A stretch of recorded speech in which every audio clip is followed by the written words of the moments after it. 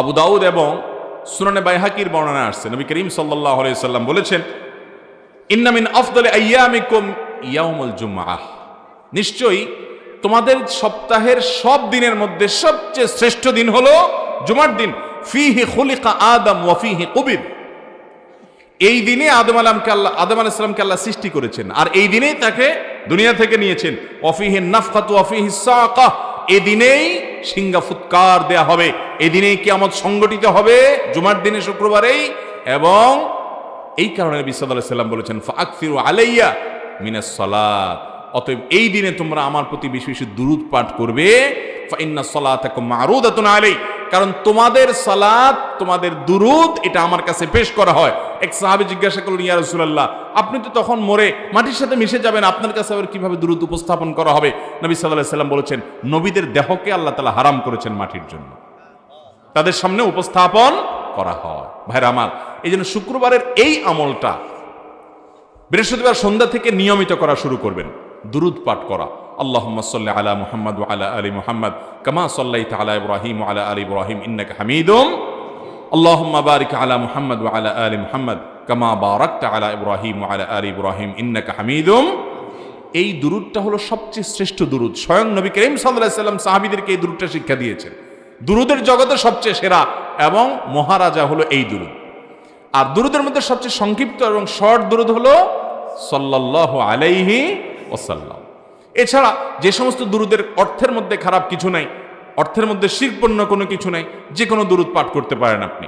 আল্লাহুম্মা সাল্লি আলা মুহাম্মাদ ওয়া আলা আলি মুহাম্মাদ, এটুকু পড়লেও দুরূদ হয়ে যাবে। এজন্য দুরূদ বেশি বেশি করে পাঠ করতে হবে জুমার দিন এবং জুমার রাতে। সুনানে বাইহাকির এক বর্ণনা আছে, নবী সাল্লাল্লাহু আলাইহি সাল্লাম বলেছেন, আকসিরু আলাইয়া মিনাস সালাতি মিন ইয়াউমিল জুমআতি ওয়া লাইলাতিল জুমআহ, তোমরা জুমার রাতে অর্থাৎ বৃহস্পতিবার রাতে, দিবাগত রাতে এবং জুমার দিনে আমার প্রতি বেশি বেশি করে দুরূদ প্রেরণ করবে। দেখেন এখানে শব্দটা খেয়াল করেন, নবীজি ইকসার শব্দ ব্যবহার করেছেন, বেশি বেশি করে পাঠ করতে হবে। অতএব উঠতে বসতে চলতে ফিরতে, জুমার দিন চলছে, জুমার রাত চলছে, আপনাকে দুরূদ পাঠ করতে হবে। অভ্যাস গড়ে তুলব না ইনশাআল্লাহ? এখন থেকে জুমার রাতে, জুমার দিনে এই আমলটা আমরা ছাড়বো না, দুরূদের আমলটা। ভাই, দুরূদের আমল এমন একটা আমল, যে কোনো বিপদে আপনি মুক্তির কোনো পথ পাচ্ছেন না, দুরূদ পড়তে থাকেন, আল্লাহ তাআলা আপনাকে উদ্ধার করেন, হাদিসে ওয়াদা আছে। এবং আপনি দুরূদ পাঠ করতে থাকেন, আল্লাহ রাব্বুল আলামিন আপনার জীবনে বারাকা দিবেন। একজন সাহাবী বলছে, ইয়া রাসূলুল্লাহ, আমি তো অনেক দোয়া করি, এর ভিতরে আপনার জন্য দোয়া, দুরূদ মানে নবীজির জন্য দোয়া, আপনার জন্য দোয়া কতটুকু করব? তিনি বিভিন্ন পার্সেন্টেজ বলছেন, 4 ভাগের 1 ভাগ, 3 ভাগের 1 ভাগ, অর্ধেক।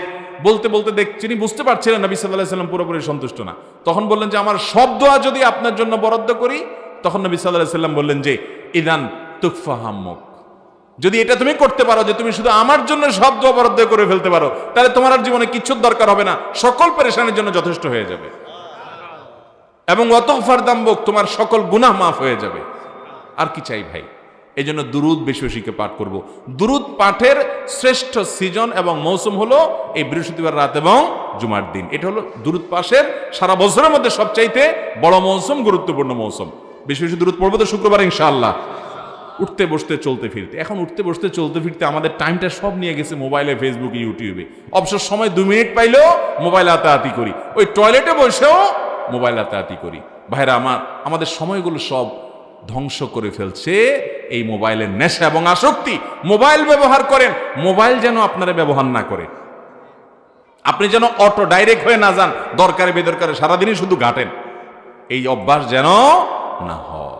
অবসর সময়গুলোতে দুরূদ পাঠ করবো তো ইনশাআল্লাহ শুক্রবারে। এটা এই সপ্তাহের গুরুত্বপূর্ণ আমল।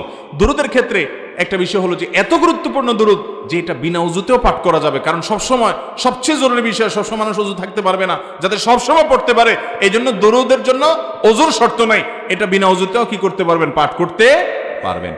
এমনকি গোসল ফরজ, তখনও আপনি চাইলে কি করতে পারবেন? দুরূদ পাঠ করতে পারবেন। কোরআন তেলাওয়াত করতে পারবেন না, কিন্তু দুরূদ পাঠ করতে, সাধারণ জিকির দোয়া করতে পারবেন। এত জরুরি আমল এটা, সর্বাবস্থার জন্য মানুষ করতে পারে। এই জন্য এই আমলটাকে এত সহজ করে দেওয়া হয়েছে। দুরূদের মধ্যে আবার অনেক দুরূদ আছে, দুরূদে লাখি, দুরূদে তাজ, দুরূদে তুনাজ্জিনা, দুরূদে হাজারি, দুরূদে অমুক, দুরূদে তমুক, অনেক দুরূদ আছে না? এই দুরূদের একটাও নবী করিম সাল্লাল্লাহু আলাইহি সাল্লামের কোন হাদিস থেকে বর্ণিত না। এটা পড়লে এতবার পড়লে অমুকটা হবে, এটা পড়লে অত সওয়াব হবে। এগুলো সবগুলো মানুষের নিজস্ব আইডিয়া, নিজস্ব বানানো জিনিস। কোরআন হাদিসে বর্ণিত এগুলোর ভিতরে কোনোটার কথা বলার ভিতরে যদি শিরপূর্ণ কিছু না থাকে, তাহলে সেক্ষেত্রে এটা পাঠ করা যেতে পারে দুরূদ হিসাবে, বাস এতটুকু। কিন্তু এটার ফজিলত হাদিস দ্বারা প্রমাণিত নয়। আপনি সাধারণ সবচেয়ে শ্রেষ্ঠ দুরূদ পাঠ করতে চাইলে দুরূদ ইব্রাহিম নামাজে যেটা পড়েন এটা পড়বেন, এটা নবীজি শিক্ষা দিয়েছেন। আর সবচেয়ে ছোট দুরূদ পারলে সাল্লাল্লাহু আলাইহি সাল্লাম পাঠ করবেন, বাস যথেষ্ট।